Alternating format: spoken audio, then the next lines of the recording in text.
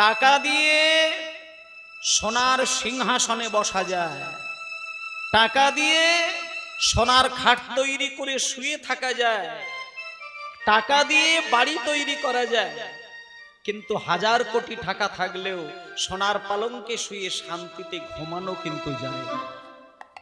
এই যে একটা পরম শান্তিতে নিদ্রা, ঘুমিয়ে যাওয়া, পরম শান্তিতে খাবারের থালা থেকে খাবার মুখে তুলে দেওয়া, এই ভালো করে খাওয়া, শান্তিতে ঘুমানো, এই দুটো জিনিসকে মানুষ বর্তমানে একটু একটু করে হারিয়ে ফেলছে। খেতে গেলে 7-5 চিন্তা করতে হয়, আজকে খাবো কালকে যন্ত্রণায় ভুগবো, কিন্তু এটা 50 বছর আগে মানুষ এত ভেবে খেতে হতো না। 100 বছর আগের মানুষ এত ভাবনা চিন্তা করে শুতে যেতে হতো না।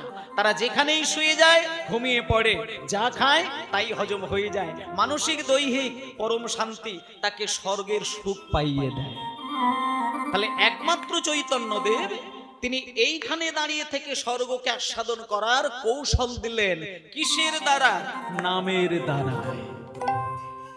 এগুলো নিয়ে যুক্তি তর্ক নয়, এগুলো নিয়ে বিচার নয়। এই মন সবকিছুকে তৈরি করতে পারে, আবার সব কিছুকে ভেঙে দিতে পারে। মনের এমন ক্ষমতা। ওমা,